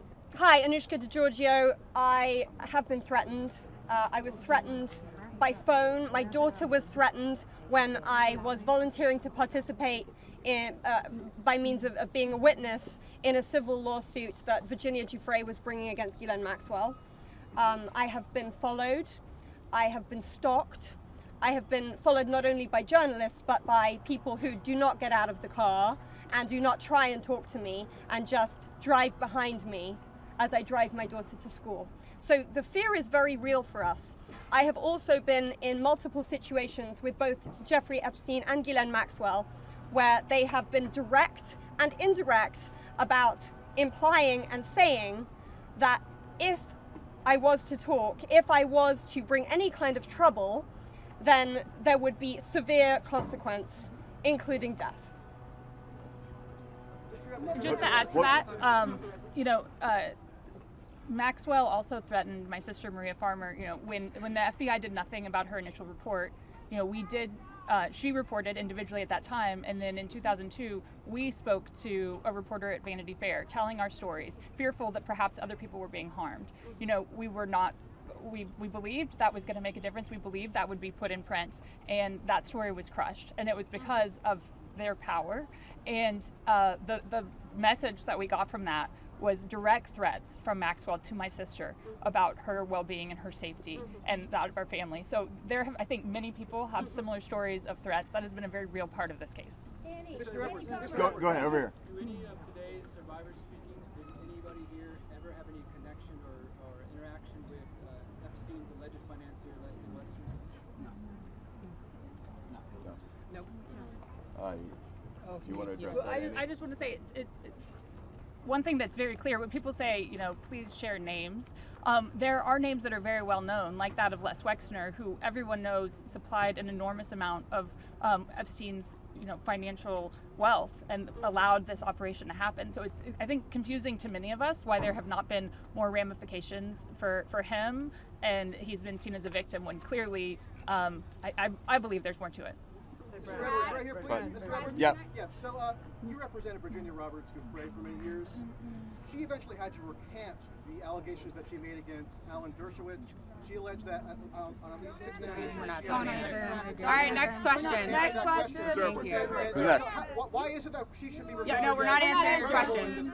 Anybody else? How did the victims feel about the interview that was given to Ghislaine Maxwell by Todd Blanche? Why aren't you going to answer my question? Okay, ma'am, I think that you had a question. We're good, guys. When you talked in the past They on just avoided my MSNBC, question. You don't care? when you've talked in the past on MSNBC about the existence of the Epstein birthday book, have you yourself in the course of litigation seen it? I don't know that we're able to reveal what we've seen and what we have not seen by way of protective order, but my point being in that circumstance was, if anybody wants answers, there's an easy place to get it. I told you where to get it. I said the estate of Jeffrey Epstein has it, serve a subpoena on them, they'll turn it over. And if we had served a subpoena on them in the past, they would have turned it over and we would have seen it, which I don't usually miss subpoenas like that. So there we go. Go ahead. Just say one thing on that. You know, to your question about the allegations, there's a simple answer. Release the files. Let the American public decide. Instead of harassing, instead of, I gave you your say. Look. Against a prominent individual, among others. You're hired by Dershowitz. And then had to admit But, other counsel. you know, He knows what I'm talking about. That contained hugely salacious allegations against a whole You've been heard. You've been heard. So shouldn't you tell the public about this? You've been heard. And even Alan Dershowitz says to release the files. Release the files. That is the answer, and that's what we're here for. And that is the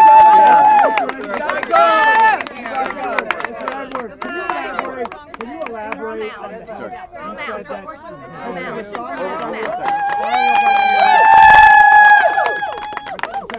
You said that Donald Trump gave you help in 2009. Can you elaborate on your interactions with Donald Trump back in 2009? And for any of the victims, they didn't ever see the president, but then not president yet, but they didn't ever see Trump with Epstein in any way.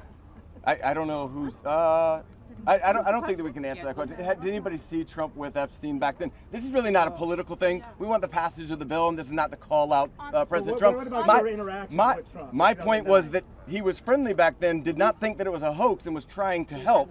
And now it seems like all of a sudden somebody's in his ear and he's not. So I'm hoping he'll come back to where he was back in 2009, be on the side of the victims and stand with us. On the passage of the bill, go ahead. Wanted to ask the victims what they thought of the interview with Todd Blanche with the Deputy Attorney General when the DOJ. Did you answer that? Did you want to answer? I would. Teresa will step up. I would. Teresa J. Home. Happy to speak on that because what I will say is she got this airtime and platform. Her voice was elevated way before our voices were elevated here today. And that same calm, manipulative voice that she had so polite there that day with Todd Blanche was the same polite, coercive, manipulative voice that I heard as she was grooming me to then send me off to the home of Jeffrey Epstein where he would assault me. So that's what she was doing for hours, speaking with me, building relationship with me, building trust with me, allowing me to believe that I was going to get this job, a dream job that I had been recruited from my college, flown across the country from Los Angeles to New York City to interview, so I thought. So her voice that day was the same voice that sent me off to a monster. So nothing can be believed from what she says because she's been charged with perjury. I myself could sit there and listen, and as I did, I sat there and listened to this woman's voice lie. And there was no pushback from Todd Blanche because does he even have the facts to be able to push back on her? We could sit there and push back. Why didn't we get to attend that? Why weren't we there that day? Or why wasn't even one of us consulted prior to that day in that meeting? And why on earth has she been moved from Florida to her, it basically is prison spa. I mean, you know, let's be real. None of us were consulted. I found out, just like everyone here found out, through the media, through all of you. We found out about Ghislaine's transfer. So I'm very angry to sit there and listen. The feelings that come up listening to this woman's voice is repulsive. Yes, I would say it's triggering. We all work very hard on healing, and it still gets to us after 2 decades. It's a very long answer, but it's repulsive to sit there and listen to her voice in her interview. Can we take two more questions? One over here. My reporting in Vanity Fair directly led to a $100 million payment from J.P. Morgan to the Virgin Islands. Will you go after the DOJ, the FBI, because they're sitting on evidence? I've held the evidence in my hands. Can you speak to that?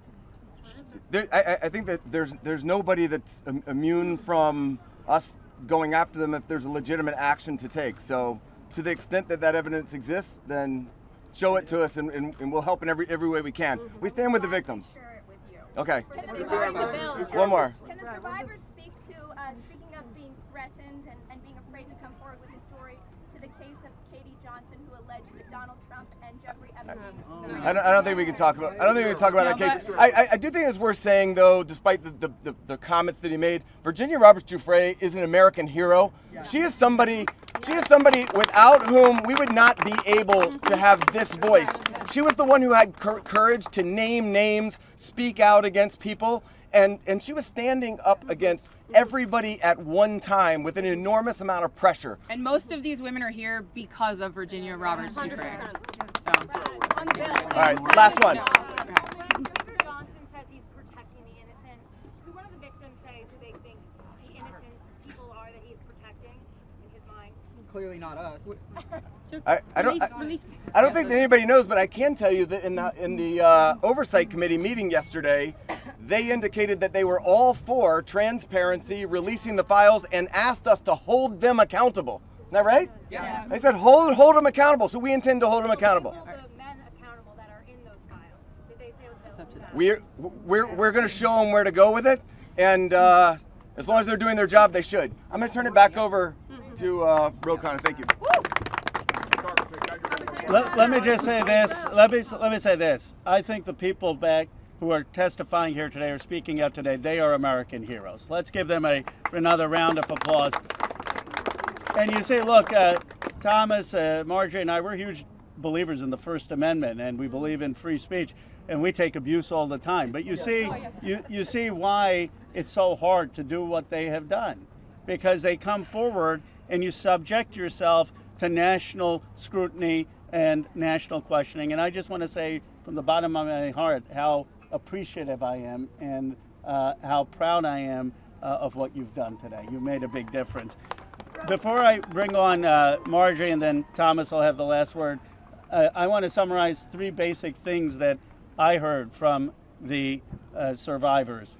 First, they want to know why our government covered up for someone rich and powerful. Why is it that we have 2 Americas? People say, why do you need to release the Epstein files if Epstein is dead and Maxwell is in jail? Because we don't know who all was involved in the cover-up. Why are there rich and powerful people who didn't have justice? They want to know that. Second, many said it's important for their own closure. They don't know their own abuse. They want to understand what's in these files for themselves. And third, we heard that there are many others who obviously were involved. And they want to know, and the American people deserve to know what was there in those files. I actually think they're helping us come together as a country. I've never done a press conference with Marjorie Taylor Greene before. I've done some with Thomas, but look, this country is divided, it's exhausted. This is one thing that we can come together on. Yeah. And I was very clear with Thomas. This is not against President Trump. I would like nothing more than a Truth Social post for him after this press conference saying just release the files. Be with Massie, Khanna. This is about something much deeper. It is about bringing this country together to stand for America's kids, to restore trust, and to move this country forward. So thank you to the survivors for helping us do that. Now I want to introduce Marjorie Taylor Greene. Thank you. Thank you. For everyone watching at home, I think it's important to put yourself in these women's shoes. As you're questioning, why can't they just name the names?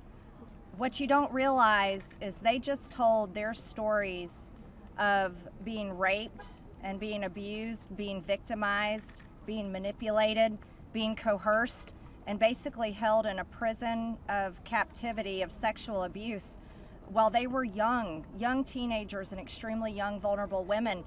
And in Jeffrey Epstein's home and the places they went with him, they saw the most powerful people in the world in his pictures, and they saw him with those people. Can you imagine how terrifying it would be to name names like that? These are some of the richest, most powerful people in the world that could sue these women into poverty and homelessness. Yeah, it's a scary thing to name names, but I will tell you, I'm not afraid to name names. And so if they want to give me a list, I will walk in that Capitol on the House floor and I'll say every damn name that abused these women. I can do that for them, and I'd be proud to do it. Now, another thing, this is not about politics, and this is a boiling point in American history where the American people, just like Roe just said, there's become two Americas. There's the America for the rich and the powerful and the elite, where they never face any struggles or problems and never experience what real America goes through. And then there's forgotten America that faces all the problems and deals with all the issues and never gets justice for being sexually assaulted and raped by a monster. It shouldn't exist anymore, and people are sick of it. So let's recognize the fact that the administration before and the one before it and the one before it and the one before it and before it never did anything about this. So this isn't one political party or the other. It's a culmination of everyone worked together to silence these women and protect Jeffrey Epstein and his cabal. And this is not just rich, powerful people. Think his drivers, his maids, his chefs, all the people, people that worked in his home, security guards. I heard one story from a young woman that was being raped by Jeffrey Epstein when he was out on work release while he was serving time in prison and had an ankle monitor on his leg. Guess what? There was a police officer outside that door. So this list of names is quite a list of names, and it doesn't extend just in the rich, powerful circles. It extends down to the very bottom where people were paid. And again, I will say this, there's victims suffering today in similar circumstances, and they're terrified to name the names of the people that are currently abusing them. And so with these brave, courageous women fighting this fight, this is a fight for women and children and any person that is facing sexual abuse and rape and captivity and human trafficking right now. And so here's what I ask you in the press. Don't go for salacious headlines. Go for the truth and defend these women and help those of us in Congress that are crossing our political party lines for doing the right thing and trying to do it together. And thank you, Roe, and thank you, Thomas. And now I recognize Thomas Massie from Kentucky.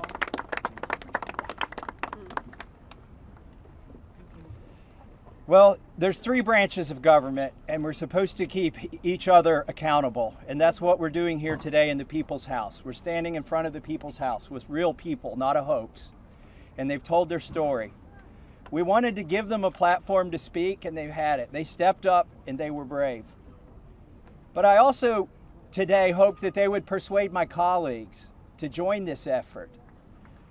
But I found out something today that happened that I wasn't expecting. They persuaded me to fight even harder. I'm not going to give up. And I want to end with this call to action. First, a call to action to my colleagues who, just an hour before this press conference, were prepared. They were given a fig leaf. We'll put a resolution on the floor so that you can say that you voted to protect the survivors. Their resolution doesn't really do anything. And that's the oldest trick in the swamp. When you want to kill the momentum, when you want to kill initiative, you introduce a placebo, a different bill that does nothing. and then try to pull the wool over the eyes of the American people. That's not going to happen this time. We demand real accountability. I encourage my colleagues, please, there's over 200 Republicans who have not signed this discharge petition. We only need 2 of them to sign it, and every Democrat will sign it, and that will get us the number we need to force this vote, to pass a law, not a polite request to the DOJ to police themselves. No, we need legally binding legislation to force that to happen. And my main call to action is to the people watching these live feeds that are going through these cameras right now. Congressmen, listen to you. Light up their phones. Burn down the phone lines here in Washington, D.C. Ask them the questions that these survivors wanted you to ask them.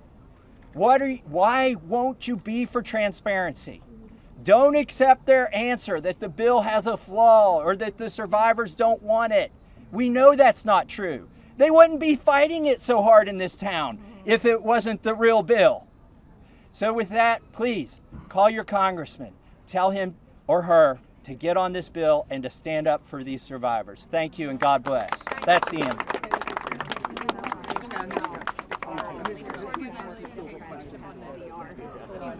Thank you guys very much. This is unbelievable. Thank you so much.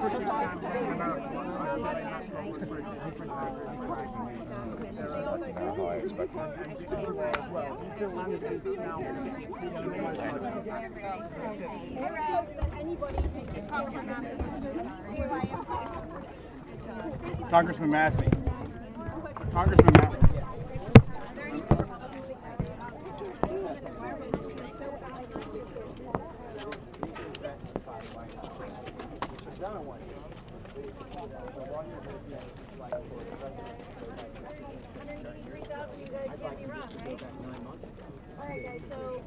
Thomas Massie, what's some of the kickback you're getting back from your colleagues? What are some of the reasons why they don't want to endorse this? They're being threatened. I mean, look, I've got $2 million of ads running against me back in my district, and it's funded by 3 billionaires. One of them's in Epstein's blackmail. I mean, this is what happens. Your consultants, your political consultants will abandon you. When the White House gets mad at you, the speaker will block all of your bills. They'll shut down your fundraising. This isn't political, but it is. I mean, the opposition to this is very political. What's the impression of what's the president of the White House seem to whip against this vote so actively? I have no idea why they're doing it. I do believe they're trying to protect the people that are rich and powerful and connected, like Republican governors. He's just doing what the White House has done. He was for transparency for about 24 hours, and then he got tuned up by the White House. Have you had a chance to look at the Iraq emails that were leaked over the last week? And Jeffrey Epstein's involvement with the app known as car buying, which is currently rolled out in 23 states across the United States? I'm not that familiar with that. I'm spending most of my time trying to pour through the 35,000 pages that were released yesterday, and what I found out, our page is completely redacted, entire flight logs completely redacted. So this is a non-release, and the danger that Republicans are running, particularly the administration right now, is recreating the debacle that Attorney General Bondi had when she gave out the binders, and everybody took the time to find out this information they already had. What we need from this oversight committee investigation is implement your purpose. Otherwise, it's just an exercise in paper. What do you do to the voters and you are not backing down and this issue is not going away? Excuse me, I'm just looking for something. Oh, there it is. Do everything that I can. I think I already am, but I can probably take some more.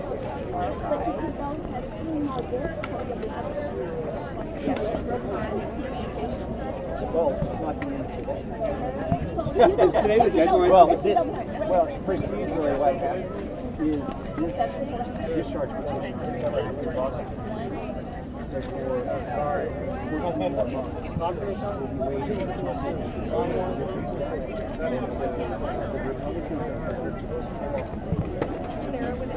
then would go to the Senate, and the Senate Let me hear your voice. But I think that's the big lead that the speaker offered. Then there would be code the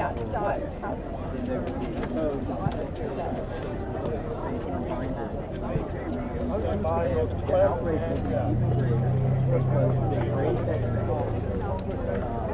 Not among us, those of us who know but they've raised expectations and are going to What is your message to Republicans who might be waiting?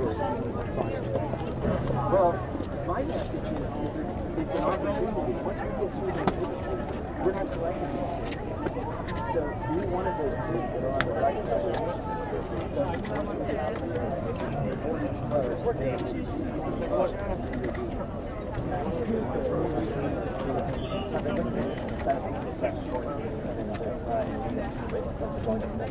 yes, I think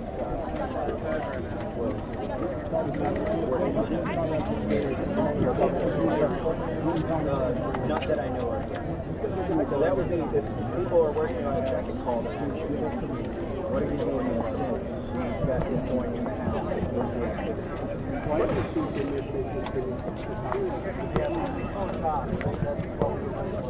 Well, they've dug in and decided they don't want it released. So it's a threat. It's betrayal. And I think it's also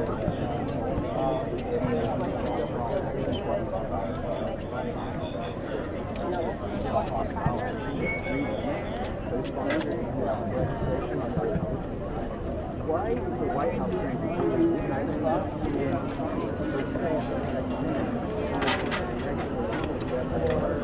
that's a question you need to ask. We're the new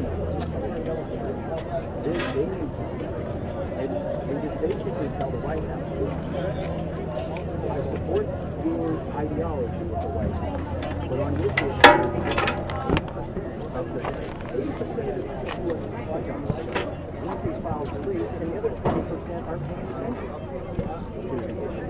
So it's the right thing, policy-wise, and it's the right thing political-wise. They just have to disassociate themselves from the that they feel is I'm personally worried about my White House president or no, I'm the threat is already happened. I mean, they're already running $2 million events. It's one of them. Who are they doing?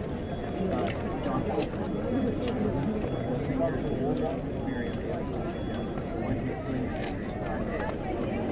what conversations have you had? By the way, those are max donors to Speaker of the House.